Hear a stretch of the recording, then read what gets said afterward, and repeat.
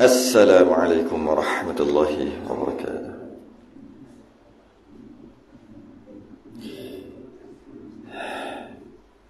إن الحمد لله نحمده ونستعينه ونستهديه ونستغفره ونعوذ بالله من شرور أنفسنا ومن سيئات أعمالنا. من يهده الله فلا مضل له ومن يضلل فلا هادي له. أشهد أن لا إله إلا الله وحده لا شريك له وأشهد أن سيدنا محمدا عبده ورسوله. اللهم صل وسلم وبارك على سيدنا محمد الفاتح لما أغلق والخاتم لما سبق ناصر الحق بالحق والهدي إلى صراطك المستقيم صلى الله عليه وعلى آله وصحبه حق قدره ومقداره العظيم. اللهم نور بالكتاب بصري وأطلق بلساني واشرح بصدري واستعمل به جسدي بحولك وقوتك فإنه لا حول ولا قوة إلا بك. سبحانك لا علم لنا إلا ما علمتنا إنك أنت العليم الحكيم. ولا حول ولا قوة إلا بالله العلي العظيم. أما بعد. Alhamdulillah, kita rafa'akan kesyukuran dan terima kasih kita kepada Allah Ta'ala. Sambung kitab Majmu' Salasi Rasail. Risalah yang pertama, muka surat 9 Jawi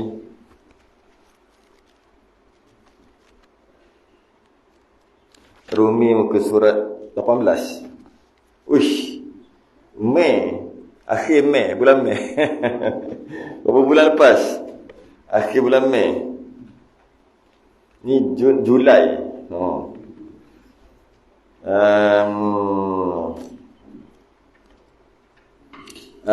Muka surat 18 atas sekali. Yang Jawi muka surat 9. Kita sedang membicarakan tentang perkara yang membatalkan iman. Penting kok ni. Perkara yang membatalkan iman. Bimbang takut duk buat perkara yang membatalkan iman, maka batal iman. Bila batal iman, tidak beriman. Tu yang bimbang tu.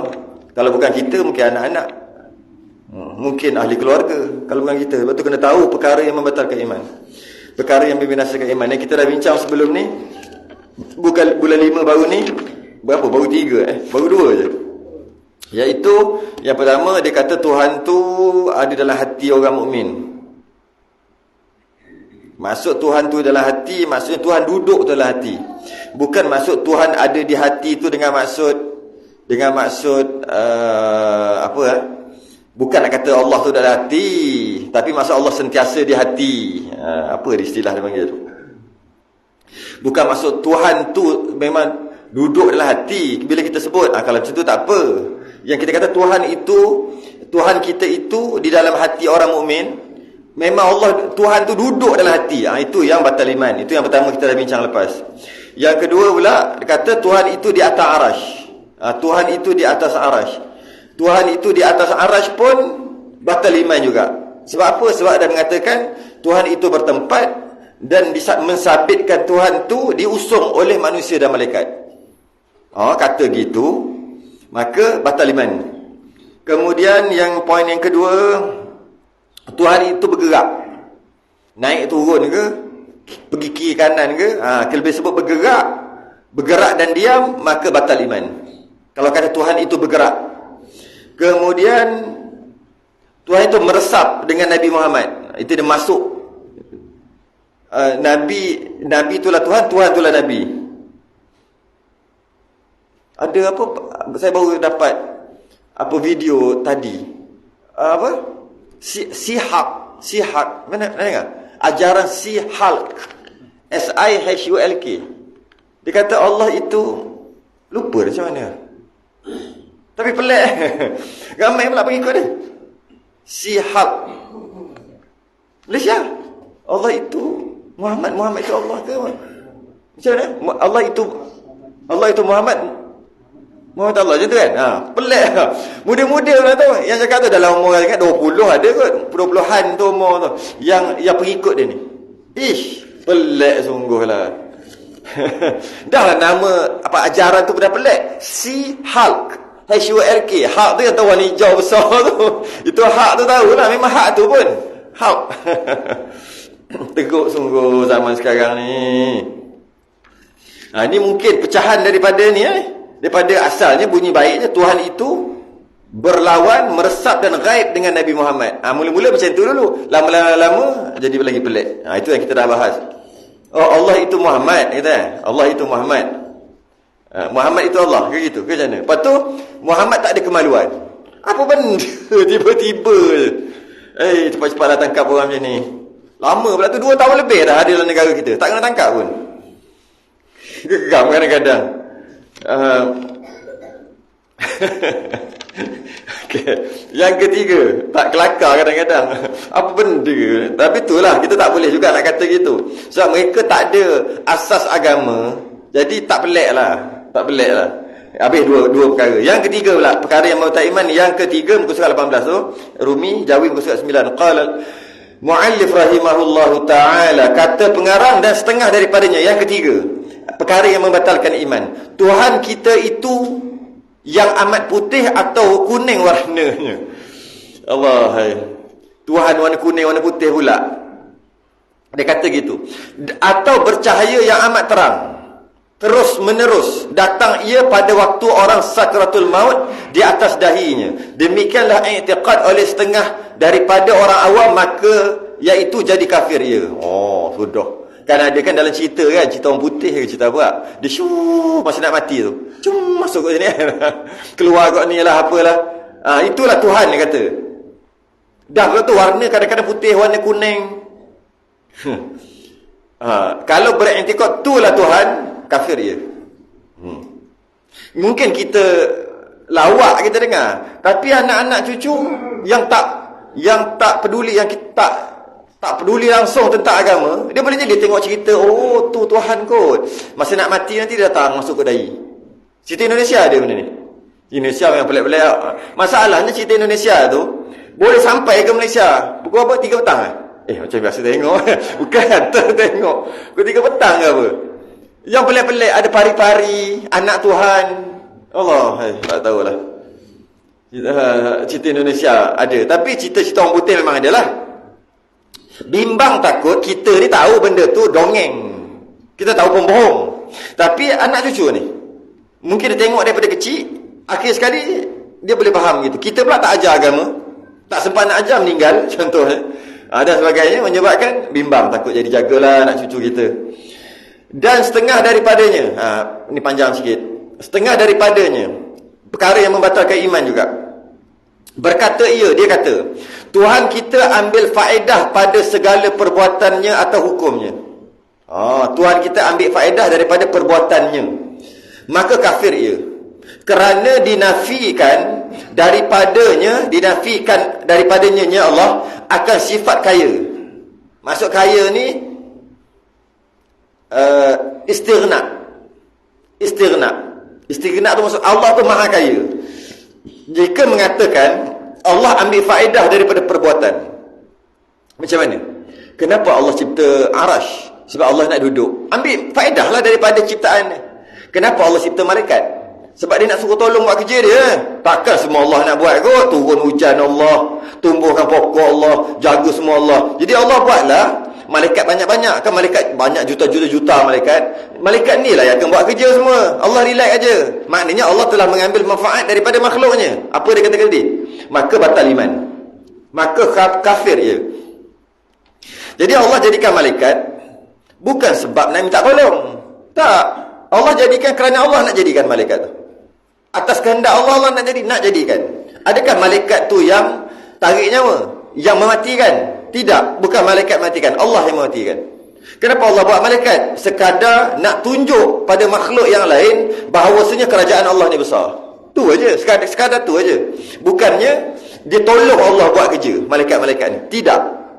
Tidak. Ataupun hukumnya dia kata, ambil faedah daripada hukum. Allah suruh kita puasa, kenapa? Lagi kita puasa, lagi Allah jadi kuat. Ada orang faham gitu ke? Maka kafir dia. Manalah tahu, dia sebut dalam kitab, kita baca je. Apa? Allah suruh semayang. Kalau ramai tak semayang, Allah melemah. Ini i'tiqad orang Kristian. Dia ada dia punya Tuhan dia tu. Tuhan dia banyak. Tuhan besar ada satu. Ada nama Zeus lah, apa macam-macam lah, Cupid lah, macam-macam nama. Bukan stupid, cupid. Macam-macam nama Tuhan. Jadi kalau kadang-kadang ketika hamba bukan rakyat dia panggil apa? Makhluk ni tak ikut pada agama mereka, maka Tuhan yang bak tu jadi lemah. Tuhan jahat pula jadi kuat. Dia ada cerita dia tu. Itu agama lain, kita tidak. Kita semayang ke tak semayang ke, Allah Maha berkuasa sebelum ada kita dan selepas ada kita, sama je. Bukan menguatkan atau melemahkan, tidak. Dia kata, mana Allah tidak mengambil faedah daripada perbuatannya. Apa yang Allah buat, Allah tak ambil faedah. Kenapa Allah buat manusia? Supaya manusia beribadah. Kalau manusia ibadah, Allah ada kesan ke apa-apa dekat Allah? Tak ada. Tak ada kesan. Cuma Allah cipta kerana Allah berkehendak mencipta, maka Allah cipta. Maka kafir ia kerana dinafikan daripada sifat kaya, istighna, mustaghniyan an kulli ma siwa. Mustaghniyan ni maksudnya kaya. Kaya dengan maksud Allah kaya ni maksud tidak memerlukan. Maksud kaya adalah tidak memerlukan yang lain. Itu maksud kaya yang sebenar. Kita pinjam perkataan kaya, tapi kita bukan kaya yang hakiki, bukan kaya sebenar. Sebab maksud apakah definisi takrif kaya? Kaya ni banyak duit lah. Sempit. Definisi kaya tu makna banyak duit, sempit. Kaya banyak tanah, sempit. Definisi tu sempit. Dia cuma pinjam je perkataan kaya tu. Kaya yang sebenar adalah tak memerlukan yang lain. Tu kaya, tu real punya kaya. Sebab tu kadang-kadang kita tengok sempitnya pemahaman kaya kita. Bila tengok orang kaya, dia perlukan ramai orang. Orang yang banyak duit ni perlukan ramai orang. Untuk jaga kebun dia, perlukan orang. Untuk jaga duit dia, perlukan bank. Dia perlukan orang. Maknanya lagi ramai dia perlu, lagi miskin dia. Itulah kaya yang sebenar. Lagi dia tak memerlukan orang lain, lagi sikit dia memerlukan yang lain, lagi kaya dia. Kadang-kadang kita tengok orang yang taklah senang sangat, biasa je, susah biasa je, tapi dia lagi kaya ke daripada orang yang kaya yang kita kata kaya. Sebab yang kaya ni, Allah, hai, masa rehat tak ada. Makan pun tak laju-laju. Bisnes tak boleh makan bulan. Cuba tengok orang yang taklah senang, biasa je, tengok dia makan 2 pinggan dengan menikmati makannya. Itulah kaya. Jadi makin kurang memerlukan yang lain, makin kaya. Makin memerlukan yang lain, makin banyak memerlukan yang lain, makin miskin. Itu hakikat sebenar. Allah Maha kaya. Bila sebut maha, langsung tak perlukan yang lain. Itu maksud kaya. Itu kaya yang sebenar. Kita nak buat rumah, banyak duit, kaya kan? Nak buat rumah, perlu tukang tak? Perlu. Tak kaya lagi lah. Yang kaya sebenar-benar kaya, dia tidak memerlukan yang lain. Istilah akidah dipanggil mustaghniyan an kulli ma siwahu. Tidak berhajat Allah kepada sesuatu yang lain. Tak berhajat, tak memerlukan yang lain. Jadi kalau kata Tuhan kita ambil faedah daripada perbuatan dan hukumnya, Allah cipta sesuatu, Tuhan cipta sesuatu, lepas tu dia ambil manfaat, maka dia tak kaya. Sebab tu dia kata kerana dinafikan daripadanya sifat kaya. Itu sifat kaya tu. Dinafikan Allah tu kaya. Sebab apa? Allah dah tak kaya dah lah. Kenapa tak kaya? Dah memerlukan yang lain. Sebab tu bila kata Allah miskin, Allah tidak kaya, menafikan sifat kaya Allah, maka kufur. Dan sabitkan baginya Allah akan sifat kekurangan. Bila memerlukan yang lain, kurang tak? Kurang lah. Tak boleh pasti dia. Kalau memerlukan yang lain, automatik dia kurang. Jadi kita kurang. Berapa ramai kita perlukan? Nak naik motor kita perlukan orang bawa motor. Makna kita ni penuh dengan sifat kekurangan. Nak makan kena orang masakkan. Kita penuh dengan sifat kekurangan. Sebab kita sentiasa memerlukan orang. Memang kita kurang pun. Tiba-tiba kata Allah memerlukan juga. Bila begitu mengatakan Allah memerlukan yang lain juga, maka Allah mempunyai sifat kekurangan. Tak ke kufur? Kufur. Ya? Dan iaitu mustahil lah Allah itu tidak kaya, dan mustahil Allah itu mempunyai sifat kekurangan. Sebab dinamakan Tuhan, dia tidak mempunyai sifat kekurangan. Dan iaitu mustahil, kerana tiada yang ambil akan faedah itu melainkan makhluk. Hanya makhluk aja yang mengambil faedah. Allah tidak mengambil faedah. Tidak mengambil faedah. Allah tidak perlu kepada alam ciptaannya, kerana Allah pencipta. Allah tidak perlu kepada berkuasa, tak perlu kepada memerintah untuk berkuasa, tak perlu. Allah tak perlu mencipta ramai malaikat untuk mengambil manfaat daripada malaikat. Allah tidak mengambil faedah daripada alam ini. Habis. Jadi, siapa kata Allah mengambil faedah, maka kufur ya. Allah. Dan setengah daripadanya perkara yang menyebabkan jadi kufur, batal iman juga. Berkata ia, Tuhan kita, Allah lah dengan maksud dia ni, menjadikan ia akan zat dirinya. Allah jadikan dirinya sendiri. Oh, pelik. Kerana tiada orang yang menjadikan dia.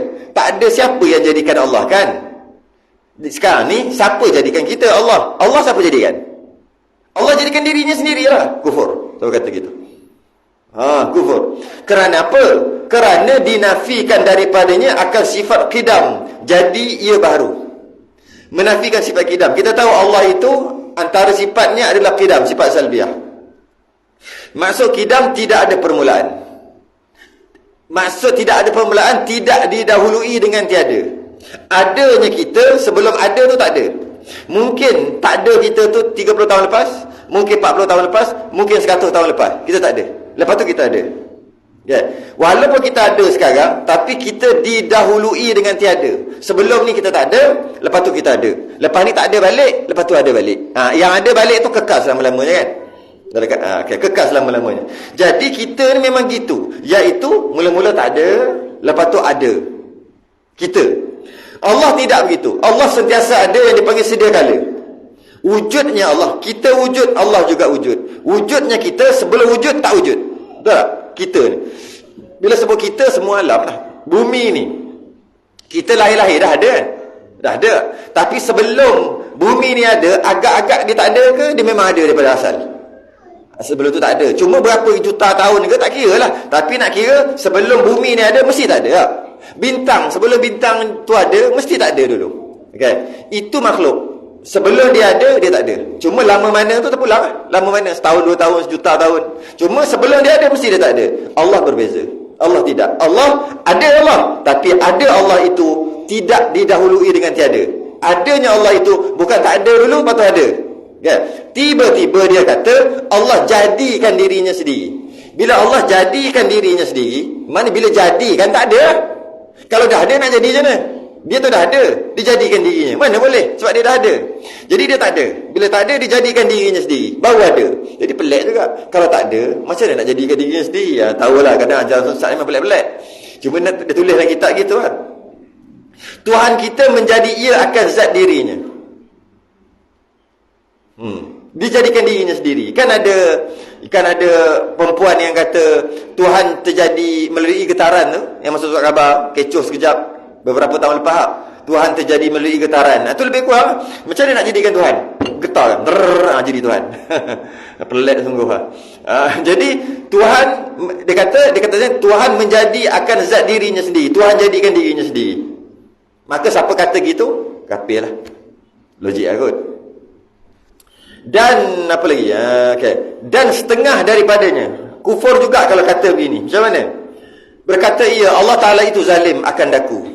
Dia kata Allah zalim. Zalim tu adalah sifat kekurangan. Allah Tuhan yang mempunyai sifat kesempurnaan, tak ada langsung sifat kekurangan. Tiba-tiba dia kata Allah kurang, iaitu zalim. Allah itu zalim akan daku. Kerana apa dia kata Allah zalim? Kerana diberi sakit. Allah yang bagi sakit. Okey dah, betul dah. Serta wajib semayang tetap kena semayang. Tapi Allah bagi sakit, lepas tu suruh semayang. Apa ni? Dia mempersoalkan. Allah bagi sakit, lepas tu Allah suruh semayang. Kalau suruh semayang, janganlah bagi sakit. Kalau dah sakit, nak semayang macam mana? Dia sedap persoalkan Allah. Kerana diberi sakit, serta wajib semayang. Tiada boleh tinggalkan dia. Tak boleh tinggal semayang. Padahal, yang amat masyaqqah. Padahal susah. Sakit, tak boleh bangun. Siapa Allah suruh semayang? Lepas tu Allah yang jadikan aku sakit. Lepas tu kalau macam tu tak payah semayang. Tak boleh kena semayang juga. Zalim Allah kata. Dah lah suruh semayang. Lepas tu dia sakitkan kita. Apa ni? Macam tu lebih kurang kan? Dia kata gitu. Maka siapa kata gitu? Maka kafir dia. Dia mempersoalkan qada dan qadar Allah. Maka kufur dia. Tapi biasa yang ini, bab ni tak ada sangat bab semayang. Dia bab mati anak tu kan. Anak aku mati, kenapalah masa tu dia dah tengah hilang akal tu. Kenapa anak aku? Kau ambil lah anak orang lain. Zalimnya kau ambil anak aku. Lepas kau bagi, kau ambil balik. Dia kau macam tu lah. Itu ada orang Melayu buat. Memang ada. Maka kata macam tu, kafir dia. Dan setengah daripadanya berkata ia, sembahyang yang sebenar itu, sembahyang yang sebenar-benarnya tiada rukuk dan tiada sujud, tetapi tafakkur sekejap. Dulu dia sembahyang ini tetapi tafakkur sekejap serta hening hati kepada Allah. Ingat Allah hati dia jul, maka kafir ia. Allah, sembahyang niat, maka kafir ia. Sebab dia kata sembahyang yang tunggal langgang rukuk i'tidal ni, itu bukan sembahyang sebenar. Sembahyang sebenar duduk diam, tak ada sujud, tak ada rukuk, tafakkur ni fikir. Tafakkur sekejap, hening hati, tenangkan hati, ingat Allah. Lepas tu okey, settle. Okey dah. Sedap. Sedap mayang gitu. Okey. Maka kafir dia kerana ingkar akan firman Allah. Dia kafir bukan sebab tak semayang. Tak semayang tak kafir. Tak semayang dosa besar. Sebab tu kita kena faham. Ada orang dia tak semayang, tapi dia tahu semayang tu wajib, dia je malas. Orang ni namanya fasik, dosa besar, tapi dia masih lagi Islam yang beriman. Yang kata kafir tadi, dia tolak kewajipan semayang. Semayang tak wajib. Maka waktu tu dia kafir. Nampak beza dia? Sikit je. Contoh dua-dua ni semayang. Dua-dua orang ni semayang. Semayang Zuhur, Asar, Maghrib, Isyak, Subuh lah. Dua-dua ni semayang. Okay. Cuma yang ni semayang, dia kata wajib. Yang ni semayang, dia kata tak wajib, tapi saja je dia buat semayang. Aku tak pernah tinggal semayang, tapi semayang tak wajib. Kufur juga. Bukan masalah semayang atau tidak yang mengkufurkan. Yang mengkufurkan tolak hukum Allah. Itu yang kufur. Jadi antara hukum Allah yang istilah dipanggil maklum minaddin bidarurah, benda yang tak susah-susah pun boleh faham, orang awam pun boleh tahu, benda tu adalah surahan agama. Dipanggil maklum minaddin bidarurah, benda yang mudah-mudah dalam agama. Kadang-kadang orang kafir pun tahu bahawa semayang ni mesti. Tiba-tiba dia kata semayang tak wajib, semayang fardu tu tak wajib, kufur. Kalau tak semayang, berdosa, masih lagi Islam. Tu beza dia. Sebab tu tok guru dulu dia pesan, orang yang jenis semayang macam ni duduk diam. Habis semayang yang macam ni, semayang tu tak wajib. Tak wajib semayang tu, maka dia telah menolak kewajipan. Maka kufur lah dia. Dekat surau masjid kampung dia tu, tulis nama dia, bila mati nanti jangan mandikan jenazah. Dia suruh tulis gitu. Sebab biar sedar, biar orang kampung tahu, orang kampung tak terpengaruh. Sebab tak boleh lah. Jadi kalau keluarga dia yang datang masjid, keluarga dia dah baca dah nama tu, nama yang tidak akan dimandikan jenazah di sini. Nak mandi pak lahiran maksudnya, jangan buat sibuk sini. Sebab apa? Sebab dia kata semayang tak wajib. Kita semayang, dia kata tak wajib. Kita punyalah sakit-sakit kaki semayang, dia tiba-tiba kata tak wajib. Jadi bila macam tu, tulis siap-siap sebagai pencegahan untuk orang lain. Elok juga sebenarnya. Habis kalau tak boleh, nanti dia terasa hati. Tak. Tak boleh gitu. Tulis nama, biar dia terasa hati. Sebab apa? Sebab dia kata semayang tak wajib. Tapi yang tak semayang, jangan buat kasar-kasar. Nak suruh dia semayang, tarik lembut-lembut. Itu yang tak semayang. Yang kita kata nak kasar ni bukan yang tak semayang. Yang kata semayang tak wajib, itu kena kasar. Yang tak semayang lembut-lembut. Ajak lembut-lembut lah, marilah semayang. Mari bila lagi nak semayang? Dah tua dah kan. Bila dia tak ajak lembut-lembut. Pandai-pandai lah cara. Jomlah, lepas semayang boleh makan di sana. Jom nak telur sebiji boleh, jantan pun boleh. Marilah. Kita ajak dia dulu kan lembut-lembut. Tapi yang kata semayang tak wajib, yang ni kena kasar. Kena kasar. Tak boleh lembut-lembut. Sebab apa? Kufur je. Maka dia menidakkan apa yang kita buat. Kita dah buat tu, dia kata tak perlu. Tak kebengang, tak ngah. Dia senang-senang aja. Maka kena keras sikit yang kata sembahyang tak wajib. Okay? Kerana ingkar firman Allah Ta'ala. Dan hadis sembahyang itu dengan rukuk dan sujud. Dalam hadis dalam Quran menceritakan warka'u ma'ar raki'in. Rukuklah bersama orang-orang yang rukuk. Wasjud waqtarib. Sujudlah dan sebagainya, banyaklah. Berdiri sembahyang, Nabi sembahyang bengkak-bengkak kaki. Sampai bengkak kaki Nabi sembahyang, berdiri. Dia kata sembahyang tak ada berdiri, rukuk, sujud. Maka dia kata tak ada sembahyang tu. Sembahyang tu diam aja. Sembahyang dalam hati aja. Dia ambil daripada ayat ni, alladzina hum ala salatihim daimun. Dia ambil pada ayat tu. Ajaran-ajaran pelik ni dia ambil pada ayat Quran juga. Dia bukan main reka. Dia baca ayat Quran cuma dia tafsir sendiri je. Alladzina hum ala salatihim daimun. Mereka tetap mengerjakan sembahyang mereka daimun. Sebab tu sembahyang daim nama tu. Daim, sembahyang daim tu daimun, sentiasa sembahyang. Yang sembahyang kita terus sembahyang bukan sentiasa 5-10 minit je. Ini yang sembahyang sebenar adalah dalam Quran kata, alladzina hum ala salatihim daimun. Mereka yang sentiasa sembahyang, itulah adalah sembahyang yang sebenar. Bila sentiasa 24 jam. Sebab tu sembahyang sentiasa dekat hati. Dia mula kona. Dia panggil solat daim, sembahyang daim. Yang kita tahu daim tu yang coklat tu. Kat Langkawi tu. Warna merah tu, tu sedap tu. Makan tak ada berhenti. Yang ini daim apa ni? Jadi dia kata gitu. Dengan rukuk, inilah sembahyang Nabi dan segala sahabat dan segala ulama. Inilah sembahyangnya. Yang ada rukuk, ada intidal, tiba-tiba dia lebih pada Nabi dah pula. Okay? Maka dia tolak kewajipan sembahyang, kufur ia. Dan setengah daripadanya, perkara yang membatalkan iman lagi. Berkata ia, barang siapa yang sampai ia kepada sebenar-benar ma'rifatullah. Ni game mak lipat ni. Mak lipat ni. Game mak lipat berlipat-lipat. Ni, sedap lipat ni. Lipat. Barang siapa yang sampai ia kepada sebenar-benar ma'rifatullah ta'ala. Sampai kenal Allah sungguh. Ma'rifatullah tu kenal Allah sungguh. Maka tiada wajib atasnya sembahyang. Tak wajib sembahyang dah. Kerana tiada lalai hatinya daripada Allah Ta'ala. Maka jadi kafir. Siapa kata gitu juga. Mula-mula ni kena sembahyang dulu. Dia kata mula-mula ni kena sembahyang dulu. Bila sembahyang ni sebagai batu loncatan, perantara je. Bila sembahyang dah dapat kenal Allah sungguh dengan sembahyang tadi, tak ada sembahyang dah lah. Tapi kena sembahyang dulu mula-mula. Yang orang ada sembahyang surah masjid tu, itu bawah. Itu yang bawah. Tu yang rendah-rendah, ilmu rendah. Kita ni ilmu tinggi. Ilmu tinggi tu yang jatuh tu, jatuh mati, tinggi. Jangan naik tinggi sangat. Kita ni dah sampai kenal Allah.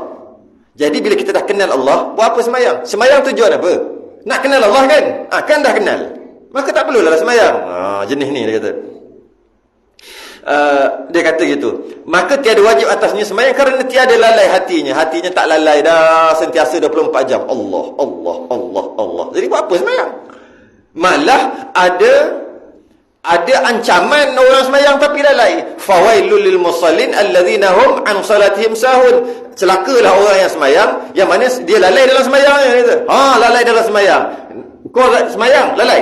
Lalai. Celaka. Neraka. Fawailul lil musallin. Celaka, neraka bagi orang sembahyang. Kau neraka. Aku tak sembahyang. Aku suka. Suka hati aja.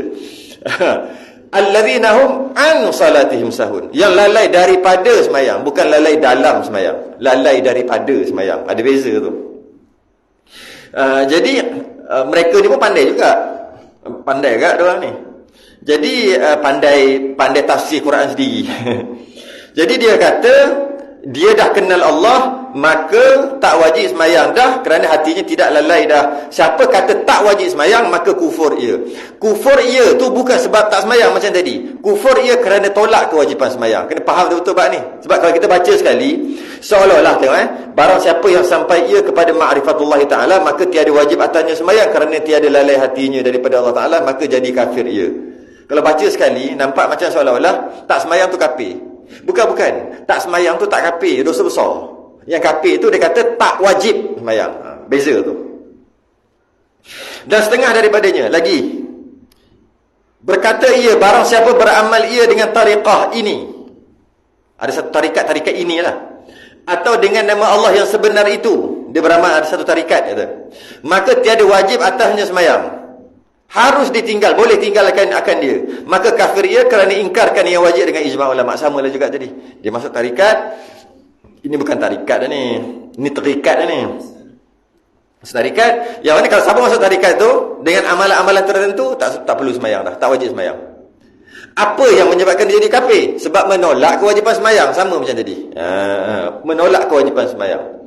Masuk tarikat yang salah belum tentu kafir, kadang-kadang berdosa je tapi tak kafir pun, bergantunglah tengok apa isi tarikat tu. Tapi menolak kewajipan sembahyang tu yang kufur. Mana boleh menolak kewajipan. Dan setengah, banyak ni, dan setengah daripada ilmu yang salah itu dimuqaranah, dilintahkan dekat hati dia, di dalam hati. Allah muqaranah ni macam dilintaskan lah, di dalam hati. Kalau muqaranah ni, kalau kat petani dulu Tok Guru sebut ayat dia ni, disilaukan. Ayat tu disilaukan di dalam hati. Kalau Melayu diniatkan kot. Terdetik. Bukan. Detik itu tak sengaja. Terdetik tak sengaja kan? Ini sengaja. Apa? Niatlah. Kalau macam terdetik tu macam teringat kan? Tu maksud terdetik. Ini bukan terdetik. Terdetik tu tak apa. Bila terdetik benda yang salah, buang. Dapat pahala. Buang tu dapat pahala. Terdetik. Betul ke Allah tu Tuhan? Buang. Masya Allah. Astagfirullahalazim. Kita mengucapkan kita diri sendiri balik. Maka dapat pahala. Betul ke Nabi tu? Takkan Nabi tu pembohong kot. Terdetik itu. Terdetik tu boleh buang. Dapat pahala. Ini bukan terdetik. Diniatkan. Memang sengaja. Disilaukan. Diniatkan. Dimuqaranahkan. Di dalam hati. Allah qasad semayang. Muhammad itu ta'arud hati. Saya tak kerti ni. Adam itu ta'yun zuhur. Qasad usalli qalbiyah, ta'arud fardu qawliyah, ta'yun zuhur fi'liyah. Maka ni ajaran sesat lah. Ada ajaran sesat lah, tak tahu lah. Tak sempat nak kaji ya. Maka dikata Allahu Akbar, maka jangan kamu beramal dengan dia sekali-kali, tidak sah semayang. Macam mana tah? Allah qasad semayang, Muhammad ta'arud hati. Sedang kita tahu qasad ta'arud ta'yin tu, qasad saja aku semayang, fardu ta'arud ta'yin zuhur. Tiba-tiba dia tukar. Qasad semayang tu Allah, Muhammad tu ta'arud hati, Adam tu ta'yun zuhur. Adalah kot ajar-ajaran sesat dulu. Qasad usalli qalbiyah, ta'arud fardu qawliyah, ta'yun zuhur fi'liyah. Apa benda tahu? Merepek apa tahu? Maka jika ada ajaran begini, lepas tu dia kata Allahu Akbar, maka jangan kamu beramal dengan dia sekali-kali, tidak sah semayang. Tak tahulah apa benda ni. Banyak sangat ajaran-ajaran pelik, tak sempat nak kaji. Dan setengah daripada ilmu yang salah itu, apa lagi? Dikata sebenar-benar suci dan sembahyang itu nyawa. Oh, ini lagi pelik. Ilmu yang salah, sebenar-benar suci dan sembahyang itu nyawa. Dan kiblat hati itu Baitul Ma'mur. Baitul Ma'mur. Baitul Ma'mur ni Wattur wa kitabim mastur fi rakim mansyur wal Baitul Ma'mur. Baitul Ma'mur ni duduk atas Kaabah kan? Kaabah ni, Kaabah yang kat Mekah tu, straight naik sampai langit yang ketujuh. Straight sampai langit ketujuh. Atas tu ada satu lagi macam Kaabah juga, namanya Baitul Ma'mur. Tempat penduduk langit ibadah. Yang didakwa oleh Yapin tu lah, dia kerajaan langit tau. Dia lagi besar. Langit ketujuh atas tu ada satu macam Kaabah, namanya Baitul Ma'mur. Dalam Quran ada sebut, atau Baitul Ma'mur.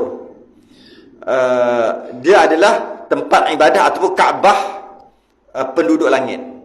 Siapa? Macam malaikat semua tawaf kat situ lah, ibadah kat dalam tu lah, kat situ, dekat Baitul Ma'mur. Ulama kata jika kita dapat naik Baitul Ma'mur, kita naik atas dia dan kita jatuhkan batu ke bawah, betul-betul jatuh atas Kaabah kita ni, Kaabah yang kat Mekah. Betul-betul. Betul. Mana straight. Baitul Ma'mur. Baitul Ma'mur ni yang ketika Nabi Isra' dan Mi'raj, Nabi tengok Nabi Ibrahim tengah bersandar dekat Baitul Ma'mur. Nabi jumpa Nabi Adam, Nabi Idris, Nabi Isa, kan? Nabi Yusuf, Nabi jumpa Nabi ke setiap langit, kan? Sampai langit yang ketujuh Nabi jumpa Nabi Ibrahim, kan? Langit keenam Nabi Musa, langit ketujuh Nabi Ibrahim. Nabi Ibrahim tu dalam riwayat kata Nabi tengok Nabi Ibrahim tengah bersandar dekat Baitul Ma'mur. Macam mana Allah Alam? Baitul Ma'mur. Jadi Baitul Ma'mur ni ke atas lah, tapi dia kata sembahyang itu nyawa, kiblat hati itu kepada Baitul Ma'mur. Macam mana nak kiblat hati? Macam mana? Kiblat nyawa kepada Arash. Kiblat nyawa pada Arash. Maka jangan kamu pegang ia. Jangan pegang. Sepatutnya kiblat semayang Kaabah. Kiblat semayang Kaabah. Kiblat doa langit. Itu adalah. Kiblat semayang Kaabah, iaitu kita menghadap Kaabah. Kiblat doa langit. Sebab tu kita tadah. Tu kiblat doa. Itu adalah. Tapi kalau kata kiblat nyawa, kiblat hati itu Baitul Ma'mur, jangan kamu pegang. Jangan kamu pegang. Lagi. Dan setengah daripada tariqah yang salah. Dia duk bantai orang tarikat ni. Pengarang kita ni marah sungguh dia. Mungkin waktu tu banyak tarikat yang salah kot. Itu yang dia bantai beberapa kali dah dia bantai tarikat. Itu dia bantai lebay-lebay. Lebay bukan dia bantai dengan dia. Okey. Dan setengah daripada tariqah yang salah itu membuat akan dirinya mati seperti mayat. Berlaku mati. Okey. Masuk tarikat dulu. Lepas tarikat berlaku mati. Kemudian daripada mandi. Sebelum tu mandi dulu. Mandi. Kemudian buat macam mati. Macam mandi baju jenazah. Mandi sendiri. Sebelum mati. Dia kata mati sebelum mati. Kemudian dan hadiah kepada gurunya 1 rial. Serial apa serial? Paling gua pun 1,000. Sedap sikit. Hadiah kepada gurunya 1 rial. Gitu. Mandi. Lepas tu buat macam mayat. Lepas tu hadiah kat guru dia 1 rial. RM1 lah ni. Dan kain putih 5 hasta. Bagi kat guru dia tu, guru tarikat tadi, kain putih 5 hasta. 5 hasta? 1 hasta? 1 depa? 1 hasta? 1 hasta kan? Ni 1 hasta, bukan ni 1 hasta. 5 hasta. Pendek je. Buat apa? Buat apa ni? Dan tu je. Tu je dia cerita. Maka jangan ikut. Tu lah ke cerita, jangan ikut. Tapi tak tahulah apa cerita. Dia tak cerita. Sebab zaman dia mungkin ada perkara ni, kalau baca terus faham. Zaman kita apa benda ni kita tak faham sebab dah tak ada dah. Dan setengah daripadanya cerita lain pula. Dan setengah daripada guru pula dia ambil beretih. Beretih Apa beretih? Macam padi goreng tu beretih. Kalau beretih jagung tu jagung lah. Tapi kalau beretih saja, yang tu orang dulu selalu pakai. Nak jampi-jampi pakai beretih tu lah. Nak balik-balik orang kena rasuk apa semua tu kan. Dia pakai beretih. Yang ni dia kata, dia ambil beretih tadi, padi yang digoreng tadi, 1 pinggan. Ambil beretih sepinggan. Dan dia sepucuk. Dia ni lilin. Sepucuk. Dipasang lilin tadi pada pinggan tu. Pasang kat pinggan, lepas tu ada beretih kat situ. Kerana hendak menilik dan ketahui akan kelakuan sifat yang baik atau jahat pada orang yang hendak mengambil akan tarikat itu. Maksudnya kau nak masuk tarikat? Boleh. Mai sini. Ambil beretih letak macam mana tak tahulah, dia tengok-tengok tu. Kan? Lepas tu boleh tahu orang tu baik ke jahat. Kau mu jahat, mu tak boleh masuk tarikat ni. Tu macam tu lebih kurang. Dan tiada ijazah kepadanya melainkan waktu yang sunyi daripada segala orang lain daripadanya. Dan buat perkara itu waktu tu kita berdua je. Berdua je dengan dia, waktu sunyi daripada orang lain. Habis. Jangan ikut tujuan nak bagi cerita tu, jangan ikut. Kita tak tahu cerita apa ni.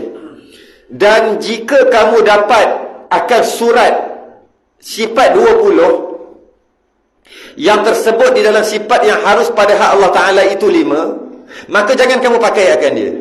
Gitu. Dia kata kalau dapat satu surat tu macam buku, kitab, tulisan yang ada sifat 20, kan ada sifat 20, ada tulis sifat 20, dan ada sifat yang harus pada Allah 5. Sedangkan sifat yang harus pada Allah 1 aja. Tiba-tiba dia kata ada 5, tapi dia tak sebut 5 tu apa. Kita pun nak tahu juga. Dia tak sebut 5 tu apa.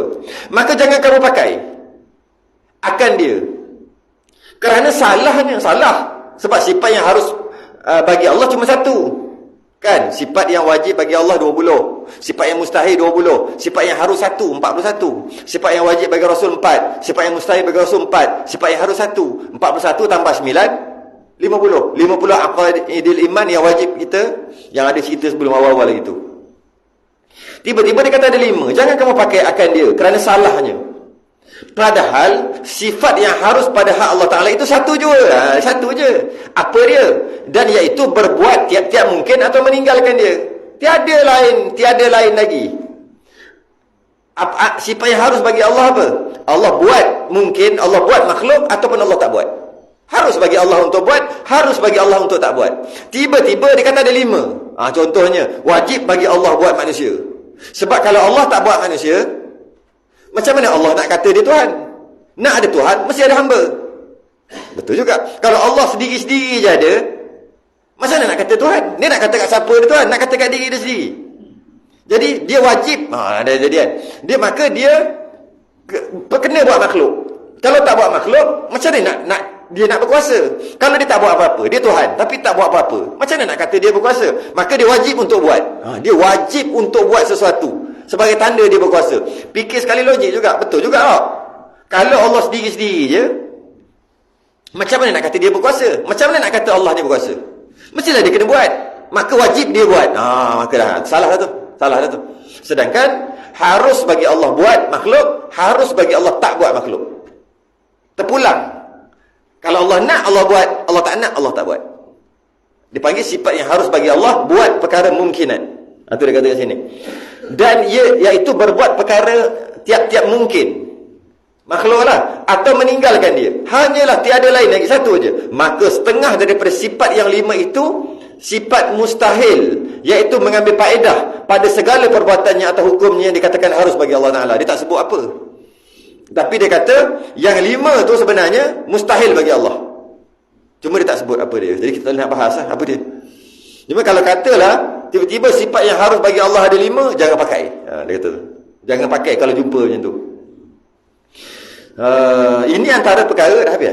Dah habis sikit. Ini antara perkara yang dia berapa ada? 1, 2, 3, 4, 5, 6, 7, 8, 9, 10, 11, 12 perkara yang dia kata perkara yang membatalkan iman menjadi kafir. Ramai yang bermudah-mudah dalam bercakap menyebabkan riddah kerana kejahilan, kerana tak tahu, kerana cuai dalam menuntut ilmu. Kadang-kadang dengan perkataan yang dia keluar dekat mulut kerana jahil tadi, kadang-kadang tak jatuh murtad, masih lagi Islam dan beriman. Kadang-kadang, tapi berdosa lah. Kadang-kadang jatuh murtad. Jatuh murtad. Kalau dia kata agama agama Nasrani, agama Kristian tu macam betul lah. Dia kata, hati dia kata betul. Jadi orang yang menganut agama tu akan ke syurga. Kalau kata gitu, kalau dia pegang gitu, dia kata kat mulut gitu, kafir. Tapi kalau dia kata macam best je agama lain kan, itu bagi dosa, belum lagi. Jadi kadang-kadang dengan sebut kat mulut, kadang-kadang tak murtad, tapi berdosa besar. Kadang-kadang jatuh murtad. Jadi hati-hati dalam bercakap. Hati-hati. Yang paling penting sekali, jangan tolak hukum. Tak buat cerita lain, jangan tolak hukum. Kalau orang perempuan, jangan tolak poligami. Kalau tak nak bagi laki dia kahwin. Kalau tak nak bagi laki dia kahwin, jangan bagi laki. Tak apalah. Buatlah alasan apa. Abang begitu, abang begini, abang begitu, abang begini. Tak cukup duit ke apa ke. Rumah pun saya bayar lagi kadang-kadang. Kadang-kadang duit dapur pun tak cukup. Kadang-kadang saya yang beli beras. Mentang abang punya bisnes ni. Tiba-tiba nak kahwin. Boleh kata gitu untuk menghalang perkahwinan. Tapi jangan kata poligami mana ada dalam Islam. Dulu zaman Nabi adalah. Jangan kata gitu. Tu tolak hukum. Bila tolak hukum, kufur. Yang nak tolaklah lelaki dia. Sampai rebah pun tak apa, tolak lelaki dia. Jangan tolak hukum. Begitu juga yang lain-lain lah. Paraid, jangan tolak paraid. Kita ni kan adik-beradik. Paraid-paraid ni tak ada lah. Paraid-paraid kita bagi sama lah. Jangan. Nak bagi sama, silakan. Dengan syarat, dengan dalam masa yang sama, hati kita kata, faraid tu ada. Cuma kami je nak bagi sama rata. No problem. Tapi jangan tolak faraid. Mu sukalah, mu jatan. Dapat 2, kami perempuan dapat 1. Faraid. Tak, not that faraid. Dia kata itu. Zaman dulu boleh lah faraid. Zaman sekarang mana ada faraid. Laki perempuan sama je. Jangan tolak faraid. Nak bagi sama rata ke, nak apa ke, boleh bincang. Tapi jangan tolak hukum. Sama juga, tak nak semayang tu bab lain. Jangan tolak hukum kewajipan semayang. Tak nak puasa tu cerita lain. Jangan tolak kewajipan puasa. Dan hukum-hukum lain lah, samalah hukum hudud, kisah, ta'zir, diat. Jangan tolak hukum. Tak nak buat, tu masalah lain. Tak nak buat lagi kerana tak sesuai masyarakat majmuk, itu masalah lain. Itu boleh bincang. Tapi jangan tolak hukum. Tak ada hukum primitif, hukum kejam. Jangan buat kerja gitu. Tak nak buat dalam negara, tu cerita lain. Maksud cerita lain tu boleh bincang lah. Sama ada berdosa ke tak berdosa ke, elok ke tak elok ke, nanti dulu ke, sekarang ke, akan datang ke, lagi 10 tahun ke, bila-bila ke, apa ke, bila bincang. Tapi jangan tolak hukum. Tolak hukum kufur. Semualah hukum-hukum Islam yang ada dalam Quran, hukum. Ada seorang nenek tu. Nenek ni dia meninggal dunia. Nenek ni ada anak, tapi anak ni semua meninggal dulu. Maknanya anak dia meninggal sebelum dia. Mak tak meninggal lagi, anak semua meninggal. Dan anak tadi ada yang dah kahwin, yang meninggal. Yang dah kahwin tu, seorang tu lelaki, ada anak perempuan seorang. Anak kedua, anak perempuan, ada anak lelaki 3 orang. Okay. Kemudian anak-anak lain tak kahwin lagi. Okay. Kemudian semua mati. Jadi nenek ni terpaksa menjaga cucu dia lah. Cucu perempuan daripada anak lelaki. Cucu lelaki 3 orang daripada anak perempuan. Jaga. Okay. Tiba-tiba nenek ni mati. Nenek ni banyak harta. Dapat kat siapa? Dapat dekat perempuan. Perempuan seorang tu. Dapat kat perempuan seorang. Sebab apa? Sebab dia anak kepada lelaki. Maka dapat kat dia seorang. Yang 3 orang ni daripada anak perempuan. Ikut hukum faraid tak dapat. Yang 3 patutnya lelaki lah dapat. Tu mulalah jadi kecoh kat pejabat agama. Kecoh.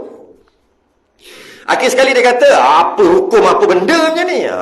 Dia kata hukum apa benda. Nak bincang nak apa boleh bincang, boleh kau tim. Tapi jangan tolak hukum. Risau je mulut dia keluar. Risau, kita dengar tu Allah risaunya. Hukum apa benda macam ni? Kami anak lelaki 3 orang.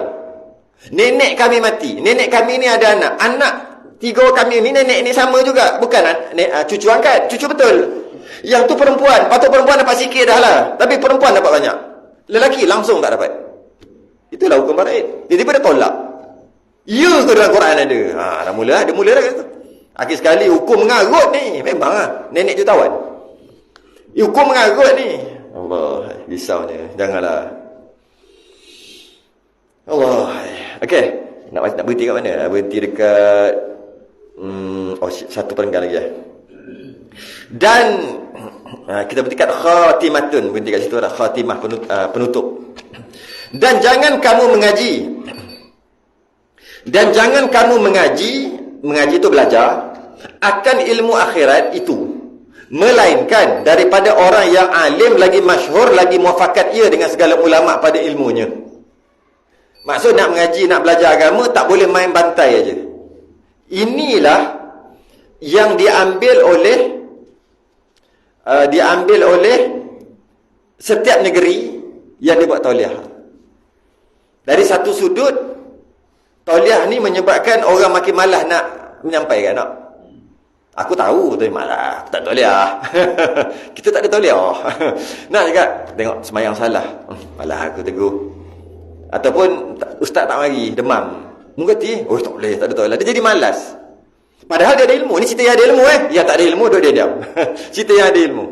Dulu adalah mengaji dulu, tapi dia malas nak mengajar. Malah nak mengajar Quran pun malas. Alah, sebab kena tauliah. Itu dari segi keburukan dia lah. Tapi dari segi kebaikan dia banyak. Antaranya, kalau tidak, semua orang boleh mengajar. Semua orang boleh mengaku dia boleh mengajar. Itu dia kata-kata ni. Jangan kamu mengaji ilmu akhirat, ilmu tauhid, ilmu fiqh, ilmu tasawuf, melainkan daripada orang yang alim. Alim tu tahu tentang ilmu dia nak ajar, lagi masyhur. Masyhur ni apa? Bukan terkenal, bukan. Lagi masyhur. Masyhur tu muafakat ia dengan segala ulama. Apa yang dia cakap tu sama dengan ulama cakap. Biasanya baca kitab lah. Sebab kalau baca kitab tak boleh nak guna. Dalam kitab tulis. Kalau tak ada kitab, itu yang boleh guna. Cakap-cakap semua boleh cakap. Sebab tak ada kitab. Jadi bila berkitab, muafakat dengan segala ulama, sama macam ulama, nak tak nak, kena baca kitab lah. Sebab kalau tak baca kitab, mungkin dia sama dengan ulama, mungkin tak sama. Tapi kalau tak baca kitab, mungkin sama dengan ulama, mungkin tak sama. Kalau baca kitab, mesti sama nama baca. Dan nama baca kitab kan. Jadi, dia kata jangan belajar. Jangan belajar dengan mana-mana orang. Dulu dia dah risau. 100 tahun lepas dia dah risau. Sekarang rupa-rupanya double kena risau. Sebab apa? Sekarang ni ya Allah, buka TikTok tengok. Saya dah install TikTok dah. Dah install dah. Orang marah, ustaz ni kena ikut peredaran. Allah, kita Facebook pun dah okey dah. Rasa malas dah. Tak boleh TikTok sama sekarang. TikTok, install lah TikTok. Install TikTok. Allah, pening kepala tengok dalam tu. Mula-mula tengok joget tu. Gedi. Mana kuliah ni, kata banyak kuliah. Rupanya kalau kita minat satu benda tu, dia akan keluar benda tu aja. Dia pandai fikir untuk kita. Kalau kita minat benda apa, kereta, kita buat macam ni, dia keluar kereta. Mana? Sebab kita search apa, cari apa? Bank. Kita cari keluar bank aja. Pandai sungguh nak pandai sungguh. Kita suka kuliah, dia akan keluar kuliah aja. Kebetulan ada joget. Saya scroll lah joget tu. Lepas tu keluar joget habis. Tak sengaja tengok joget tu. Lepas tu tarik balik kuliah gitu. Baru keluar. Dia pandai. Dia pandai fikir lah. Pandai lah. Jadi bila tengok, bila kuliah tengok, ini siapa ni? Ni siapa? Tak kenal. Tengok dengar dia mengajar. Tapi pendek-pendek je. 3 minit, 5 minit je, pendek je. Tak berapa minit lah. Dengar. Macam tak kena. Siap lagi. Yang kenal okey lah. Ustaz ke apa yang kenal. Ni yang tak kenal. Kita yang kenal buat apa kita nak dengar. Kita dengar yang tak kenal ni. So, ni siapa pula? Macam muda lagi. Dengar. Macam tak apa kena. Lama-lama banyaknya mengarut. Banyaknya. Aduh. Letih. Jadi, jangan mudah-mudah gitu. Jangan duk suka sangat kan. Tak tahu nak buat kerja apa. Apa dia panggil tu? Yang pendek-pendek tu. Allah hai nak sebut tak kerti. Yang video pendek-pendek tu lah. Set tu dekat Facebook pun ada dah sekarang ni. Dekat mana-mana pun ada. Kalau tengok, tahu-tahu sejam. Tengok benda tu. Tak dapat apa. Percayalah. Habis masa je. Walaupun kuliah agama. Ni best ni. Dengar. Betul tak? Dengar. Ni tak best. Dengar. Lepas sejam, cuba tulis balik apa dengar. Tak dapat apa. Tak dapat. Tak percaya cuba buat. Ni memang buang masa je. Saya dah buat dah. Buang masa sejam tu. Lainlah, lepas habis dengar sejam, pendek-pendek 3 minit, 2 minit, 3 minit tu, lepas pada tu ada sesuatu, ilmu, lekat. Lain lah. Tengok lah kalau macam tu. Tak. Aduh. Jadi, dia kata jangan main belajar je. Tengok dekat YouTube, jangan main belajar je. Jangan. Kalau tak kenal, biarkan. Jangan kata dia salah. Dan jangan kata dia betul. Cuma tak peduli je. Sebab tak kenal je. Tak kenal kan? Jadi, berkaitan dengan ilmu agama, dia kena kenal. Kalau kenal, baru belajar. Dan muafakat dengan segala ulama. Apa yang dia ajar tu sama dengan ulama cakap. Nak tahu sama dengan ulama cakap, macam mana? Kitab ulama lah. Dia baca kitab ulama. Maka, baru belajar. Kalau ceramah-ceramah ni tak payah dengar. Pada ilmunya dan amalnya. Yang ni susah sikit. Pada ilmunya dan amalnya. Maknanya, amalan sekali. Bukan tengok, pandai bercakap. Bukan. Tengok amalan dia tu. Amalan tu. Jadi macam mana nak tengok kalau ikut secara online? Tak boleh tengok. Jadi nak tak nak kena kenal. Istimewa ilmu hakikat. Lebih-lebih lagi istimewa tu. Lebih-lebih lagi ilmu hakikat. Tasawuf. Hati-hati. Ilmu hakikat jenis yang kata, hakikat dia lah. Dia bukan syariat. Dia kata dah lebih. Tarikat, hakikat, makrifat. Macam-macam lah. Karipap. Semua dia pantai. Hati-hati. Yang jenis hakikat tasawuf dia kata. dan tariqah. Jaga-jaga kamu kerana pada zaman ini, zaman 100 tahun lepas, bukan sekarang. Banyak daripada haji dan lebay, dia belasah lebay lagi, saya tak tahu, saya baca je dia belasah lebay lagi. Daripada haji dan lebay, mengajar mereka itu akan ilmu dan tariqah yang salah hingga penuh segala negeri waktu tu. Kalau dulu macam tu, sekarang lagilah banyak. Jadi hati-hati, lebih-lebih lagi. Kalau masalah pekah, dia tak lama pecah lah. Kalau salah pekah, tak lama je dapat tahu, oh rupanya tersilap, rupanya ustaz tersilap. Dapat tahu terus kalau pekah. Kalau akidah, dapat tahu kejap je, oh rupanya ustaz salah ajar akidah, sekejap je. Tapi kalau bab tariqah ni lambat sikit. Bab jenis-jenis tasawuf dalam dalaman ni dia lambat sikit nak sedar ianya salah. Jadi dia kata kat sini, waktu zaman dia dah banyak haji-haji dan lebay-lebay mengajar mereka itu akan ilmu dan tariqah yang salah hingga penuh segala negeri, ramainya.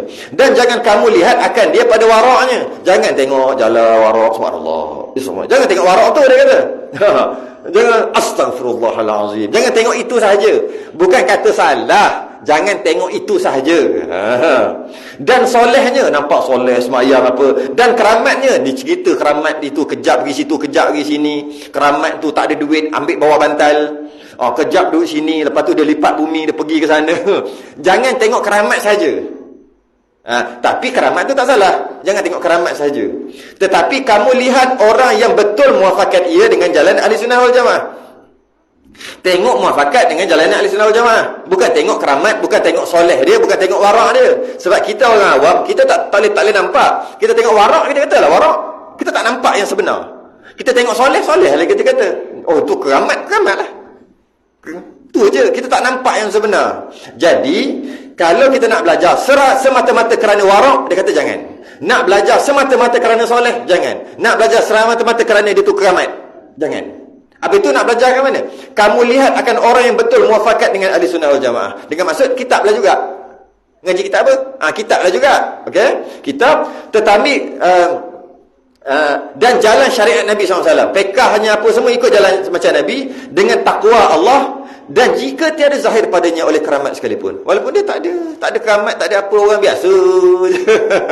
Tak ada hebat, tak ada pakai hebat-hebat, pakai jubah 2-3 lapis tak ada, tak nampak, serban tebal pun tak nampak, biasa aja. Maka belajar dengan dia, asalkan muafakat dengan Ahli Sunnah wal Jamaah. Nak tahu muafakat dengan Ahli Sunnah wal Jamaah, tengok kitab mengajar. Nak tengok kitab mengajar, adakah baca kitab dan syarah kitab tu. Jangan baca je syarah kitab lain pula kan. Baca kitab dan ikut kitab tu. Kitab tu lah para ulama. Maka masa tu baru boleh percaya, dia kata. Walaupun dekat dia tak ada keramat pun. Tak keramat pun. Biasa, macam orang biasa je. Okey? Kerana perjalanannya itu betul dan sebenar dengan nas daripada Quran dan hadis Nabi sallallahu alaihi wasallam. Itu yang betul, dia kata. Jadi jangan terpedaya dengan keramat, jangan terpedaya dengan jubah, jangan terpedaya dengan serban. Jangan terpedaya dengan semua. Cuma itu perlu juga. Tapi tengok mengajar tu nombor satu. Kalau taklah nampak warak sangat, taklah nampak soleh sangat, taklah keramat sangat, tak terkenal sangat, kitab yang dia baca, okey, mengikut jalanan Ahli Sunnah wal Jamaah, follow. Yang terbaik, dahlah keramat, dahlah soleh, dahlah warak, bertepatan dengan Ahli Sunnah wal Jamaah. Wah, itu lagi mantap lah kalau jumpa yang tu. Itu mantap. Khatimatun, berhenti kat situ. Khatimah ni maksud penutup. Kita berhenti penutup. Mana khatimatun? Penutup. Okey, penutup. Ini satu khatimah pada menyatakan perkara yang jadi tetap akan iman dan lepas dah cerita batal iman. Nak tahu juga macam mana nak kuatkan iman. Cerita batal aja. Lepas ni cerita untuk tepatkan iman pula macam mana. Wallahu a'lam. Tangguh dulu kita sini tasbih kafarah dan salat subhanakallah wa hamdika. Walladzina amanu wa 'amilus salihati. Assalamualaikum warahmatullahi wabarakatuh.